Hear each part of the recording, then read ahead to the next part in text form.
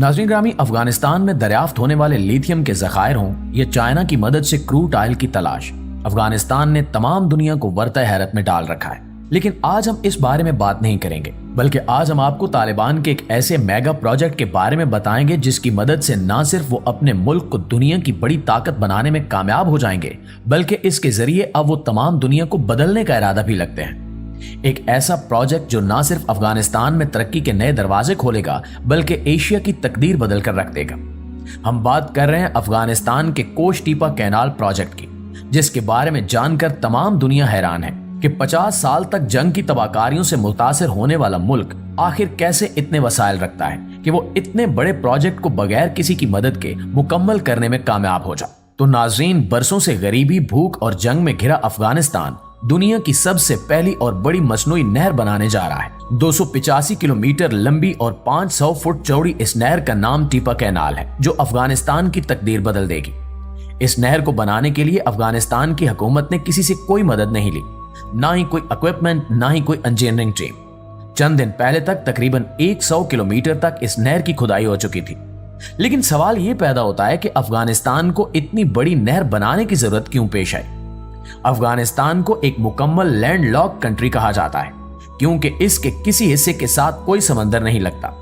अफगानिस्तान को Pakistan, Iran, Tajikistan, Uzbekistan, Turkmenistan और चीन की सरहदों ने घेर रखा है। यानी अफगानिस्तान मुकम्मल तौर पर दूसरे ममालिक की सरहदों के दरमियान है, और अफगानिस्तान दुनिया के उन चंद ममालिक में शामिल है जिनका 70% हिस्सा पहाड़ों पर मुश्तमिल है।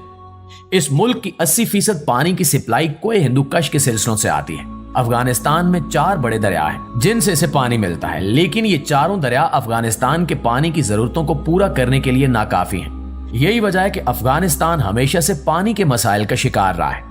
अफगानिस्तान के शुमाली इलाका जात पानी की सख्त कमी का शिकार है, और अमेरिका और अफगानिस्तान की जंग के बाद इन मसाइल में मजीद इजाफा हो गया है। इसलिए फैसला किया गया कि 285 किलोमीटर के फासले तक एक मसनूई नहर बनाई जाए, जो उन तमाम इलाकों को सैराब करे जो पानी की वजह से खुश्क साली का शिकार है।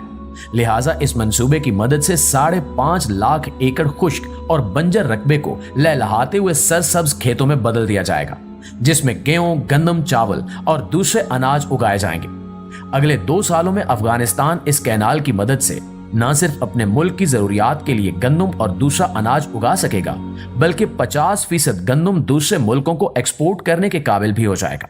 दोस्तों, ये प्रोजेक्ट मार्च 2022 में शुरू हुआ था, और उम्मीद की जाती है कि जिस तेज रफ्तारी से काम जारी है, ये प्रोजेक्ट 2025 तक मुकम्मल हो जाएगा। जब ये प्रोजेक्ट शुरू हुआ तो लोगों का कहना था कि अफगानी इंजीनियर टेक्नोलॉजी में इतनी महारत नहीं रखते कि वो इतने बड़े प्रोजेक्ट को कंप्लीट कर सके। लेकिन आज तमाम दुनिया ये देखकर हैरान है कि अफगानी इंजीनियर किस महारत और मंसूबाबंदी और तेजी के साथ इस प्रोजेक्ट को कंप्लीट कर रहे हैं। इस प्रोजेक्ट को 3 फेज में डिवाइड किया गया है। पहले और दूसरे फेज में इस कैनाल की खुदाई की जाएगी, जो कि 100 किलोमीटर तक हो चुकी है। इस मकसद के लिए 200 लोकल ठेकेदारों को मुंतखब किया गया और 7000 क्रेनों और बिल्डोजरों को खुदाई के काम के लिए मंगवाया गया है। हैरानकुन बात यह है कि ये बिल्डोजर, क्रेनें और दूसरी मशीनरी बड़े मुल्कों से इंपोर्ट की हुई जदीद मशीनरी नहीं है, बल्कि ये बिल्डोजर और क्रेनें 1960 की दहाई की हैं। लेकिन इससे भी ज्यादा हैरानकुन बात यह है कि वो बड़ी महारत से इस मशीनरी को अपने मकसद के लिए इस्तेमाल कर रहे हैं। तमाम काम एक मंसूबाबंदी और तरतीब से किया जा रहा है। तमाम ट्रक एक लाइन में खड़े होते हैं, और इंजीनियर का इशारा मिलने पर क्रेनें इनमें मट्टी डाल देती हैं। जब इंजीनियर ओके का इशारा करता है तो ट्रक उस मट्टी को लेकर चल पड़ते हैं। इतनी ज्यादा मट्टी को एक जगह से दूसरी जगह मुंतकिल करना बहुत मुश्किल काम था, लेकिन अफगानी इंजीनियर ने इसका बहुत खूबसूरत हल तलाश किया। उन्होंने इस मट्टी को नहर की बाउंड्री पर डालना शुरू कर दिया। इन्होंने नहर की बाउंड्री किसी कंक्रीट या सीमेंट से बनाने की बजाय नहर से निकाली गई मट्टी से बनाने की तजवीज पेश की, जिसके 2 फायदे थे। एक तो इस मट्टी को उस जगह से किसी दूसरी जगह मुंतकिल करने की झंझट से जान छूट गई, तो दूसरी तरफ कंक्रीट की बाउंड्री के इजाफी खर्चे से बचने के साथ साथ इस मट्टी को बाउंड्री में डालने का फायदा यह भी हुआ कि पथरीली जमीन की बजाय मट्टी की बाउंड्री इजाफी पानी को जज्ब कर लेगी, और इस बाउंड्री पर सब्जियों की फसल काश्त की जाएगी। दुनिया को यह देखकर और भी हैरानी हुई कि एक तरफ तो नहर की खुदाई का काम जारी है, तो दूसरी तरफ नहर के आसपास सब्जियां, पौधे और दरख्त लगाने का काम भी जारी हो चुका है। इस कैनाल का काम मुकम्मल होने के बाद वाटर पाइप लाइनों के जरिए 5 किलोमीटर के फासले तक इसका पानी पहुंचाया जाएगा। एक बहुत हैरान कुन चीज जो दुनिया के सामने आई वो ये थी कि इस नहर के पास बने ट्यूबवेल और वाटर पंप्स को चलाने के लिए बिजली की बजाय सोलर सिस्टम लगाए गए हैं, जिससे बिजली के इजाफी खर्चे से बचा जा सकता है।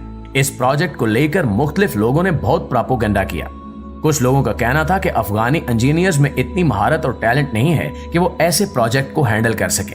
तो दूसरी तरफ कुछ लोगों का ये भी कहना था कि अफगानी ठेकेदारों को वक्त पर तनख्वाहें नहीं दी जा रही, लेकिन इसमें कोई हकीकत नहीं है। तजिया निगारों का कहना है कि अगर ठेकेदारों को वक्त पर पैसे न मिलते तो इतनी तेज रफ्तारी से काम कभी मुकम्मल ना होता।